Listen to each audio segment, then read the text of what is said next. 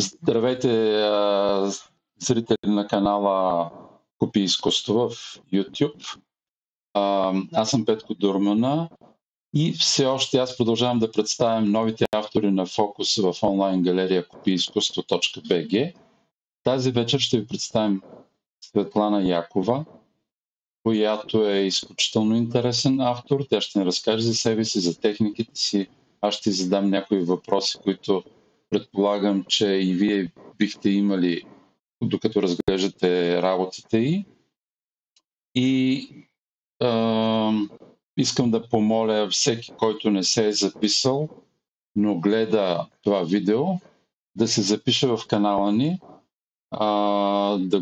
да го лайкне, както се казва, защото така, освен че ще може да го развиеме, ще може да следите и бъдещи предавания, които готвим за как да продавате по-добре своите работи, различни такива трикове, които ще подобрят по-доброто ви представяне. Говоря предимно за авторите, а за хората, които искат да купят изкуство, ние представяме най-интересните автори в България.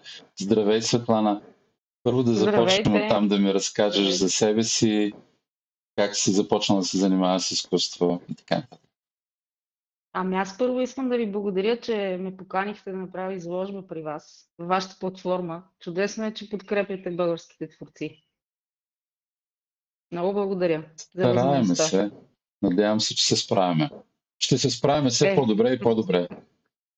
Сигурна съм. За мен да разкажа. Казвам се Светлана Якова. От София съм. И съм завършила художествената гимназия в София през 1997 година, далечната. Специалност графика завърших гимназията. И след това в Нов български учих графичен дизайн и визуална комуникация. Всъщност и дълго време след студентските ми години се занимавах с предпечат, с дизайн, с изработване на лога, всичко свързано с което прави една рекламна агенция. Няколко години работих за такава рекламна агенция. Известно време съм рисувала икони, но това имам чувство, че беше преди много време. Помагах на една българска художничка, която правеше икони и тя всъщност ме научи на занаята, въпреки че това сигурно е било преди повече от 20 години. Съм забравила бая неща, но със сигурност ми е донесло много после в изкуството, в моето изкуство. И какво друго за мен? После пък преди 14 години всъщност започна се занимавам с грим, което уж беше случайно, временно, само че то се превърна в професия с времето. Защото попаднах точно преди 14 години в BTV като млад гримьор и там работих няколко години, а школата на телевизията е голяма работа за тази работа, за гримьорската професия. И след това започнах да работя по формати, много формати, като 2 капки вода, предполагам всички знаят, 8 години работих там, вече не съм там от няколко години. Всичките тези формати, свързани музикални, България търси талант, X Factor, даже аз съм ги забравила вече, Пълна лудница, Господари на ефира, много са, много.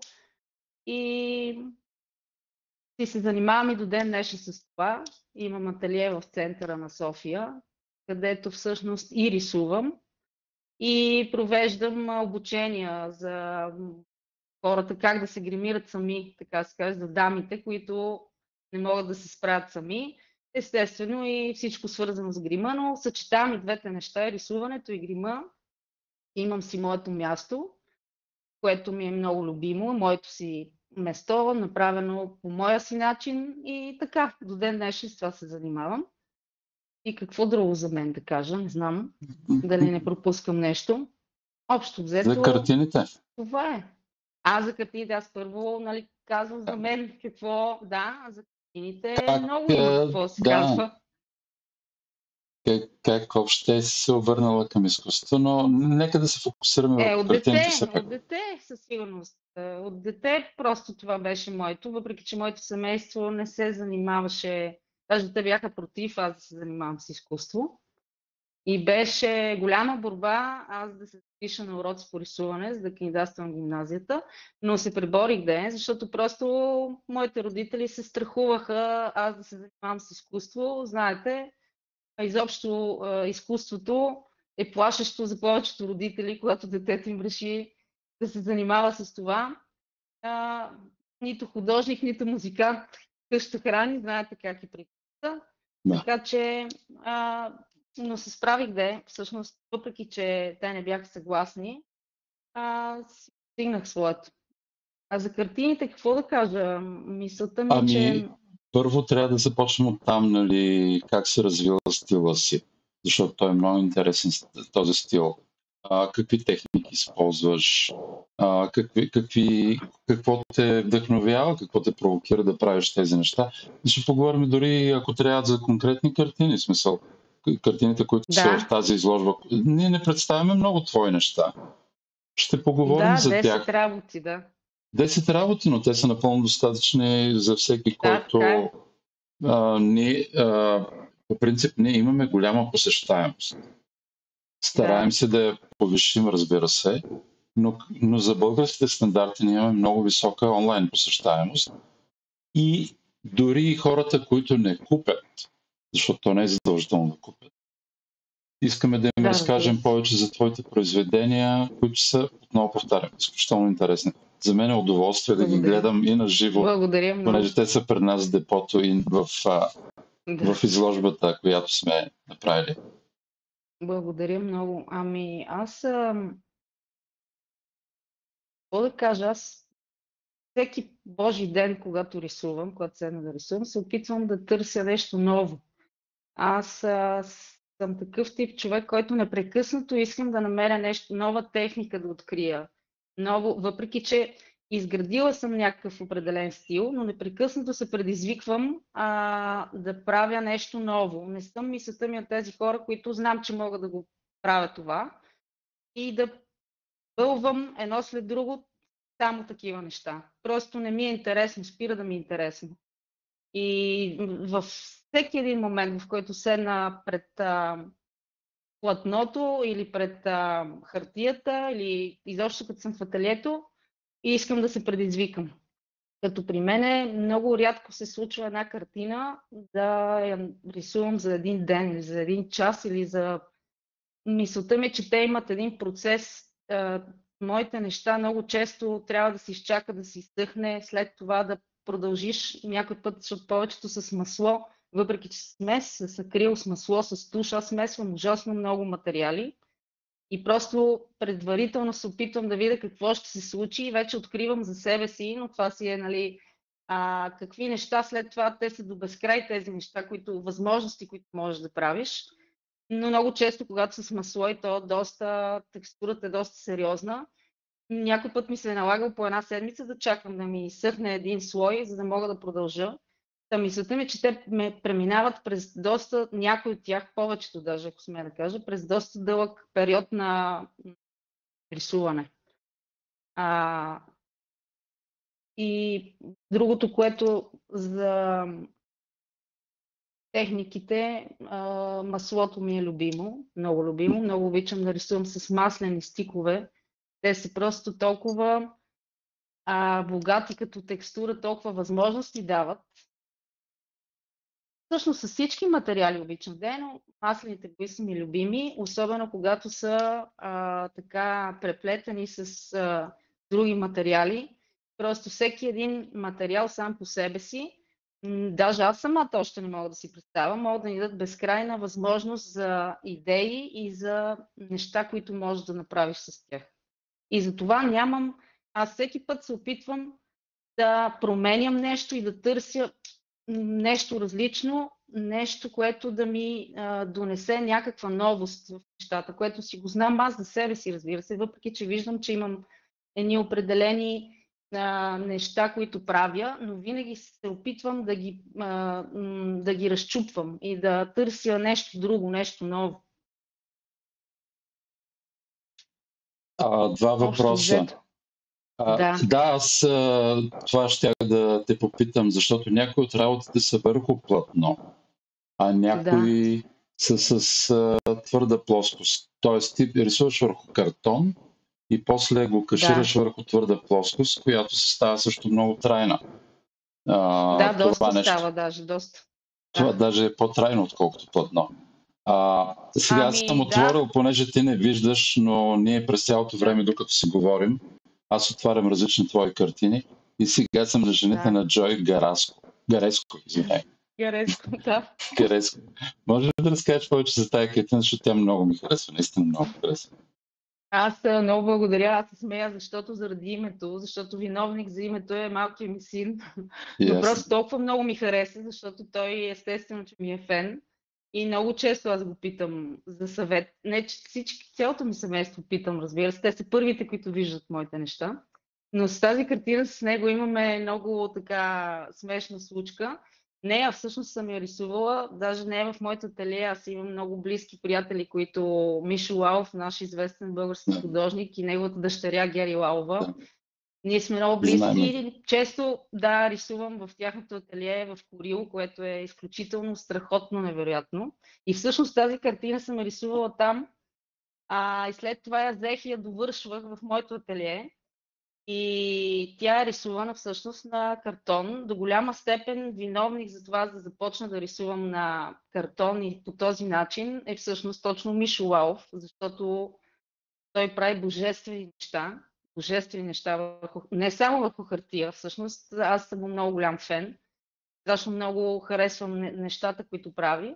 И всъщност той, така смея да кажа, като мой учител и съветник, когато съм била при тях в ателието, всъщност покрай него съм започнала да рисувам на хартия и тя е много интересна, защото тази хартия, тя всъщност може да се кашира първо и след това да рисуваш върху нея, но в А, повечето случаи аз първо рисувам върху хартията и след това я каширам. След това я давам да се кашира и вече след това се рамкира, като тя може да се направи с подрамка, т.е. да изглежда съвсем както са платната, опънати в да, те даже подрамка. са по-тежки и солидни. Те са Да, наистина но стават, солидни.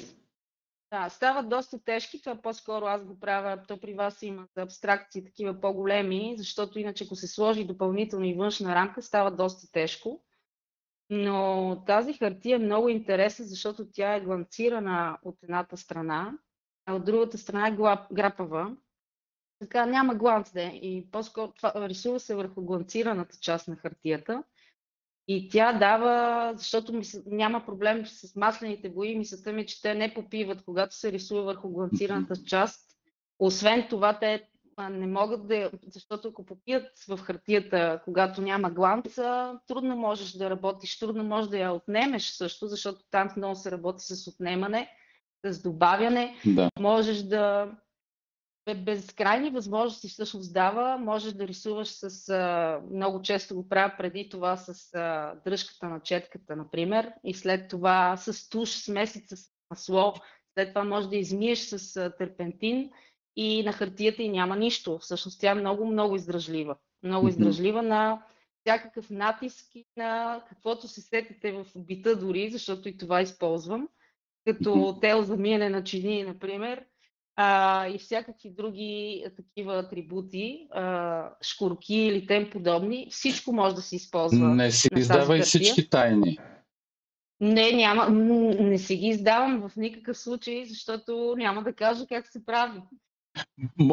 Моя въпрос беше по-скоро провокативен, защото дори и на мен ми беше любопитно. Да, Подходът ти към да. плоскост. Аз по-скоро бях убеден, че тъй като аз също съм при работа върху канаваца, която е на подрамка, Да. няма такъв контрол върху размазването. Аз забелязвам, че ти доста използваш такива велатурите ги виждам също, но и размазвания, които са за изкарване на подложката. Сега да не изпадаме в такива разговори, ние само представяме. То доста, да. Но аз си мислех, че съвсем умишлено го ползваш твърдата плоскост, за да имаш пълен контрол. И се оказах прав, да. Не е заради пълния контрол в никакъв случай. Просто хартията ми дава различни възможности от тези, които ми дава платното. Защото това нещо, което го правя върху тази хартия, то не може да се случи на платно. Нито едно от тези неща, които правя всъщност, които аз за себе си правя, няма да давам, не може да се случи и то не може да изглежда по този начин просто. И по-скоро тя ми е много интересна. Аз, между другото, признавам си, че предпочитам я пред платното. Не за друго, а защото възможностите, които мога да открия там, всяка изминала картина стават все повече и повече. Просто безкрайни са възможности. Наистина за мене. Много е така широко, като да обхванеш мисълта. И за мен платното има за мен самата. Сигурно се предизвиквам с платна много често, защото е различно. Аз това ви казах, че обичам да се предизвиквам. Но хартията ми е ужасно интересна и винаги ще ми бъде интересна. По този начин. Трансфер имаш ли в някой от работата? Не. Аз преди използвам и други текстури и той на хартията го правя понякога, но на платната по-скоро, защото съм се занимавала с декупаж преди години. В университета имаше някакъв такъв момент. И вкарвам дори такива неща. Много често има, но то не си личи, защото аз като рисувам, не се знае какво има отдолу. И плат, и хартия, всякакви неща в главата ми, дето и да се намирам в някаква нормална обстановка, мога да измисля нещо, което би ми свършило работа или се сещам идея, това мога да го направя така.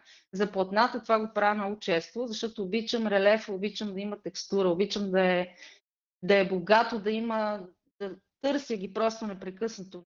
Това ви казвам, аз никога не рисувам една картина за един ден. Много рядко ми се е случвало. Много рядко. Ние малко задълбахме в техниката. Дай се върнем към сюжетите, нали? Не бива чак толкова, но все пак ти ползваш необичайна техника. За Джой Гарецко говорихме? Не, аз отварям междувременно и други картини. Само иска да те попитам, т.е. не да попитам теб, а да отбележа на хората, които ни гледат, че всъщност повечето от тези произведения са с много хубави рамки от дърво. Да. Много от хората, даже сега отварям тук, те може да си, наистина дървените рамки са си рядко. Все по-малко хора ползват външни дървени рамки, така че радвам се, че ти си избрала дървени рамки. Много добре се връзват, защото те са леко... Те не са пишни, но по някакъв начин много добре се връзват с твоите произведения. Не знам как да го кажа. Да, има особено златната. Еклектика. Да, аз обичам тези, точно защото моите все пак са абстрактни, до голяма степен са си ми абстрактни нещата. И много харесвам този паралел, защото тези рамки са по-винтидж, харесвам и този сблъсък, еклектика или може би еклектика точно би могло да се каже. Адски много си отива, не на всички, разбира се, но на една абстракция, тежка такава сериозна рамка, по-винтидж стил. И тези рамки са страхотни, наистина. Намерила съм си мястото, защото каквото и да си говориме, една картина в рамка изглежда по различен начин. Просто тя се облича, някак си завършва до края и за мен е поне така. Не за всички, разбира се, някои абстракции не е задължително чисти абстракции, но поне моите впечатления са 90% от случаите рамката просто дава един завършен вид, който е несравним. В този случай категорично съм съгласен. Да. Самата рамка наистина много добре завършва. Нали, тази, примерно, сега съм отворил, само да се сетя как се каже произведението, Извън града. Нали, самата текстура в фона кореспондира с рамката. Така че много добре се е получило на някои. А ти държиш ли те да са дървени? Не, честно казано. Предпочитам естествено, защото изглежда по различен начин, но имам и рамки, които не са дървени. Тези белите, които сега, дето ти говори дума, те са дървени и златната също, тези на женичките, които са тези на червената, да. Но не винаги, не. Просто съм си открила едно място, където за мен е важно профила. Аз трябва да си харесам. Не е толкова важно на първо място да е дървена, със сигурност. Трябва да харесам профила, как седи с моите Разбрахте. картини. Това ми е Да, най-важно. да, много добре те разбрах, защото много често профила се постига само с дървена рамка. Добре. Златни, Да, бели, да, прекрасни са външни. Само да, исках да отворя една скоба, нищо повече. Сега ние да, представяме разбрах. произведенията ти, не нали рамките, които си сложила Да, външни, да. но по някакъв начин те кореспондират с самите произведения и наистина много добре. О, абсолютно. Много Да. често ние съветваме авторите, които представяме, да не слагат рамки. А в твоя случай Да. те категорично работите без рамките щяха да са други. Мисъл, Със сигурност. Да. определено има тази връзка. На мен също ми се е случило, да, клиенти, например, които искат те да си изберат рамката или заедно сме правили такъв консенсус, защото според мен авторът най-често знае най-добре каква рамка ще отива на тази картина, защото много хора забелязват изобщо за изкуството, те гледат да им отива в къщи на дивана, на пода, на стената. Картината не е това. Тя или я харесваш и тя става твоя, някак си искаш тя да седи при теб да я гледаш. Няма никакво значение всъщност дали рамката какъв определен цвят и дали ще си отива на мебелите в къщата, но това е много масов за мен проблем в хората и понякога не се доверяват на автора, който според мен винаги знае най-добре какво е добро да се сложи като рамка за творбата. Пак казвам, в твоя случай съм съгласен. Много от случаите в моя случай. авторите слагат рамки, които и аз не бих искал да седят на техните работи. Съгласна съм, но понякога това е обвързано с средства, така че това е вече съвсем друга и наистина защото факта, че хубавите рамки струват пари. Така че много е обширно, много е различно за всеки. В моя случай, аз предпочитам да и гледам винаги да ги рамкирам аз. Като заговорихме за пари, аз съм отворил сега работата, която се казва Мария Магдалена. Така, 70 на 70 рамкирана, това е платно. Да. Това вече не е тази техника, която описа до сега. Това си е абсолютно класическо произведение, макар и аз не обичам израза смесена техника. По принцип, винаги точно коректно. Ти си направила много коректно описание на твоите работи, си описала точно материалите, които си използвала. Смесена техника ние не одобряваме в копие изкуство. Така, с външна рамка, която е наистина прекрасна и просто един леко провокативен въпрос. Ценообразуването. Защо си решила да е тази цена? Защото ти имаше на други цени произведения. Защо тази работа е с тази цена? Сега, предварително ще кажа защо ти задавам този въпрос. Ние вече знаем, след година и половина работа, че много от хората, които купуват изкуство в купиизкуство.bg, те, със сигурност е емоция. Със сигурност те съобразяват интериора си. Нека си признаем, белите рамки са наложени от Икеа, много повече хора избират бели рамки и така нататък. Но те също така разсъждават, че това е инвестиция. И те са се уверили, защото те наблюдават, всеки един човек, който веднъж вече е влязъл, следи авторите, които представяме, той вижда, че един автор, примерно преди една година, е имал, да кажем, по-ниска цена. Сега цената се е повишила. Той знае спокоен, че не е просто си е купил произведение, което му харесва, което му седи добре в дома, но това произведение е ликвидно. Т.е. ако реши, че ще го смени с друго произведение, той може да го продаде. Но трябва да си признаеме, криза е там, купуването на изкуство онлайн е трудно. И ми е любопитно как се ценообразувала тази работа и защо смяташ, че тя е по-скъпа и по-важна от другите работи, които си представила при нас? Провокативен въпрос, признавам се. Добре, чудя се защо ми го задаваш, но ще се опитам да отговоря. Защото пак казвам, хората, които ще я купят, Да, И тези, разбирам. значи, Че тя с нещо е по-специална. именно, точно така. Ами, за мен всичките са специални, признавам си честно, но знаем всички, че има цените, как се определят. Много често размера е от значение. Основно да е, зависи, нали, къде, но основно размера е от значение.